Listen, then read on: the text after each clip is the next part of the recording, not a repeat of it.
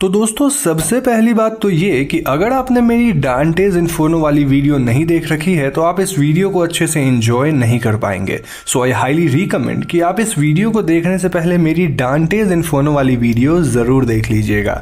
उस वीडियो के एंड में हमें पता चलता है कि डांटे और वर्जिल इन्फर्नो के 9th सर्कल में पहुंच गए थे विच वाज ट्रेचरी, और वहां से आगे बढ़ने पे ये दोनों नरक के बीचों बीच पहुंच जाते हैं। हेल के सेंटर में इन्हें सैटन खुद दिखता है, जो कि और कोई नहीं बल्कि द फॉलन एंजल लूसीफर था। जी हाँ दोस्तों, लूसीफर भी बाकियों की तरह आइस में फंसा हुआ था और वो इन सब में सबसे ज्यादा सफर कर रहा था। लूसीफर के पास 3 सर थे, जिसमें राइट हेड की कलर पेल येलो थी, मिडिल हेड की कलर रेड थी और लेफ्ट हेड की कलर ब्लैक थी। दोस्तों ये 3 चेहरे इस बात को सिग्निफाई करते हैं कि लूसीफर तीनों ह्यूमन रेस को कंट्रोल करता है, जहां pale yellow face represents Asiatic people, red head represents Europeans और ब्लैक हेड रिप्रेजेंट्स अफ्रीकन्स। डांटे और वर्जिल लूसीफर के 6 पंखों को भी देख पाते हैं, जो कि बर्फीले कैद में एकदम उजरे उजरे से दिख रहे थे, और हेल को क्रॉस करने के लिए ये दोनों लूसीफर के शरीर को क्रॉस करने की कोशिश करते हैं। ये दोनों सेंटर ऑफ द यूनिवर्स को क्रॉस करते हुए सदर्न हेमिस्फीयर पहुंच जाते हैं, जहां इन्हें माउंटेन्स वगैरह दिखती है। 10 अप्रैल 1300 की रात को ये दोनों एक खुली आसमान के नीचे आ गए थे, जहां इन्हें कई सितारे दिख रहे थे। अगली सुबह डांटे और वर्जिल एक माउंटेन को क्लाइंब करना शुरू करते हैं, और माउंटेन की लोअर स्लोप्स में ही इन्हें 2 कैटेगरी की आत्माएं दिखती है। पहली कैटेगरी की आत्माओं को पोएट ने द एक्स कम्युनिकेट कहा है, और दूसरी कैटेगरी की आत्माओं को पोएट द लेट रिपेंटेंट के नाम से पुकारते हैं। दोस्तों एक्स कम्युनिकेट कैटेगरी में वो आत्माएं आती है जिन्हें अपने जीवन काल में चर्च से निकाल दिया गया था, जिसके परिणाम अनुसार वो कभी भी चर्च की एक्टिविटीज में पार्टिसिपेट नहीं कर पाए। सजा के तौर पे इन लोगों की आत्माओं को इस माउंटेन के नीचे डिटेन किया गया है, और इन्हें काफी लंबे समय तक यही रहना होगा।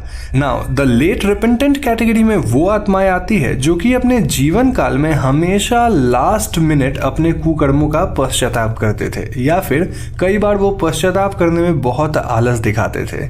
इन आत्माओं को भी माउंटेन बेस में डिटेन किया गया था, और इस कैटेगरी में मोस्टली वो किंग्स थे जो कि अपने प्रजा का बिल्कुल भी ख्याल नहीं रखते थे।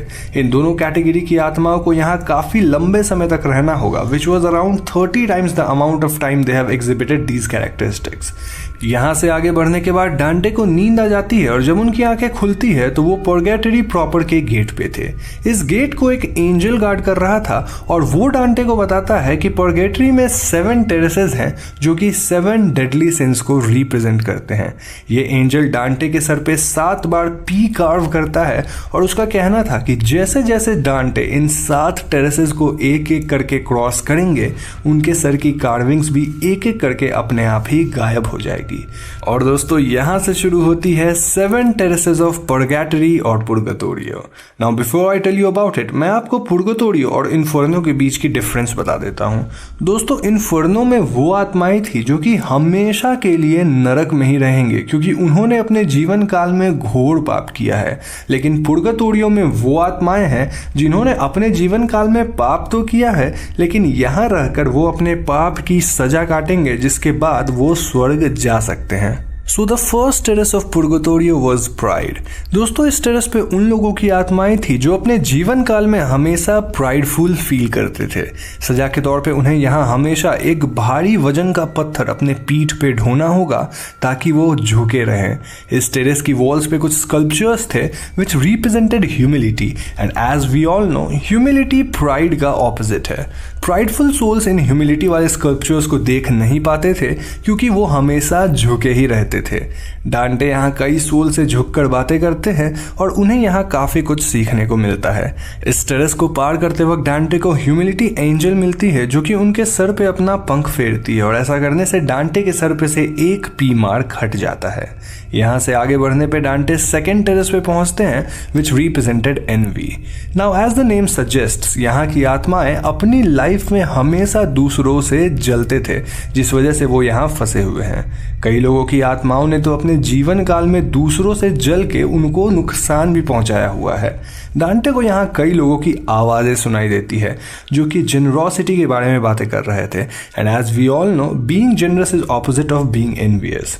डांटे को यहाँ एनवियस बातें भी सुनाई देती है और वो सिंफुल आत्माओं को एक क्लोक पहने इधर उधर घूमते देख पाते हैं। ये आत्माएं देख नहीं सकती थी क्योंकि पनिशमेंट के तौर पे इनकी आंखों को लोहे के तार से सिल दिया गया था। डांटे फौरन ही यहाँ से आगे बढ़ते हैं और इस टेरेस को पार करते वक्त भी उनके सर से एक और पी हटा दिया जाता है। थर्ड टेरेस पे डांटे को रैथफुल लोगों की आत्माएं दिखती है जो कि यहाँ फंसी थी। दोस्तों, रैथफुल लोग वो थे जो कि बात बात पे बहुत ज्यादा गुस्सा करते थे और यही वजह है कि आफ्टर लाइफ में उनकी आत्मा पर्गेटरी में थर्ड टेरेस पे कैद है।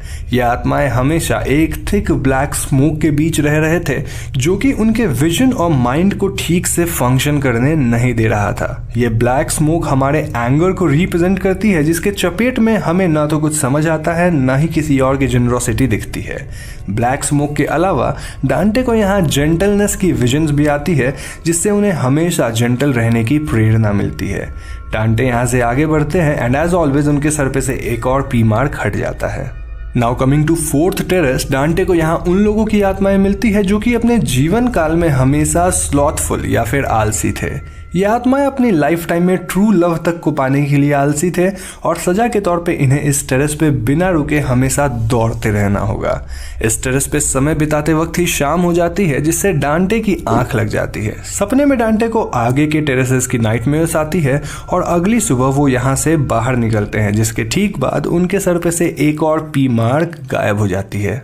डांटे अब फिफ्थ टेरेस पे पहुंच चुके थे जहां एवरिशियस लोगों की आत्माएं कैद थी। दोस्तों, एवरेज शब्द का अर्थ होता है लोभ, यानी कि टेरेस पे फंसी हुई आत्माएं अपने जीवन काल में बहुत ही ज्यादा लोभी और लालची थे। उन्हें हमेशा किसी मटेरियलिस्टिक चीजों या फिर कुछ और का लोभ था जिस वजह से आज उनकी आत्माएं फिफ्थ टेरेस ऑफ पुर्गटोरियो में फंसी है। सजा के तौर पे इन आत्माओं को जमीन पे उल्टा करके लिटाया गया था जहां उनके हाथ और पैर बंधे हुए थे। इस टेरेस को क्रॉस करते वक्त डांटे को काइंड ऑफ अर्थक्वेक की फीलिंग आती है और वो इसके बारे में वर्जिल से पूछने की सोचते हैं। थोड़ी दूर जाने पे वर्जिल खुद बताते हैं कि जब भी कोई आत्मा अपनी सजा काट के पुर्गटोरियो से बाहर जाने के लिए तैयार हो जाती है, ये ट्रेमर या फिर अर्थक्वेक इस पूरे माउंटेन को हिलाती है। फिलहाल पुर्गटोरियो से निकलने वाली सोल एक रोमन बंदे की थी जिसका नाम स्टेशियस था और स्टेशियस भी इन दोनों को इनकी जर्नी में ज्वाइन करता है। यहाँ वर्जिल को यह भी पता चलता है कि स्टेशियस उनके वर्क का एडमायरर था। इस लेवल को पार करते वक्त डांटे के सर से एक और पी के मार्क को हटाया जाता है। तो यहाँ से ये तीनों पोएट सिक्स्थ टेरेस पे पहुंचते हैं जहाँ ग्लूटनस लोगों की आत्माएं कैद थी। दोस्तों, यहाँ की आत्माएं अपने जीवन काल में कुछ ज्यादा ही खाते थे जिस वजह से आज वो पुर्गटोरियो के सिक्स्थ टेरेस पे फंसे थे। सजा के तौर पे इन्हें ना तो खाने के लिए कुछ मिलता था ना ही पीने के लिए पानी, जबकि इनके सामने लंबे लंबे वृक्ष थे जिन पे स्वादिष्ट फल लगे हुए थे। ये आत्माएं कभी भी पेड़ के फल तक पहुंच ही नहीं पाती थी और उन्हें पेड़ के अंदर से एक आवाज टेम्परेंस की दे रही थी, विच इज ऑपोजिट ऑफ ग्लुटनी।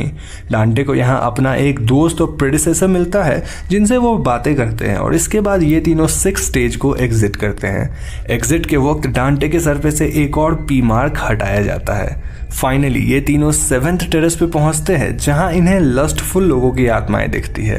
दोस्तों, ये आत्माएं अपनी लाइफ टाइम में बहुत ही हवसी थे और इसी वजह से आज ये सभी सेवेंथ टेरेस ऑफ पुर्गटोरियो में फंसे हुए हैं। सजा के तौर पे इन्हें एक वॉल ऑफ फ्लेम से होते हुए बार बार दौड़ना होगा और जलते वक्त इन्हें चैस्टिटी के एग्जाम्पल्स लेने होंगे, which is opposite of lust. Now the twist was कि पुर्गटोरियो को पार करने के लिए सभी को एक बार इस वॉल ऑफ फ्लेम से होकर गुजरना होगा एंड डांटे was not okay with it. लेकिन वर्जिल डांटे को कहते हैं कि उनकी वाइफ बियाट्रिस उनके लिए अर्थली पैराडाइज में वेट कर रही है और इसके ठीक बाद डांटे इस फ्लेम वॉल को क्रॉस करते हैं। यहाँ से आगे बढ़ने पे इन पोएट्स को आंख लग जाती है और अगली सुबह ये लोग अर्थली पैराडाइज की ओर बढ़ते हैं और उसी वक्त डांटे के सर पे से आखिरी पी मार्क को हटा दिया जाता है।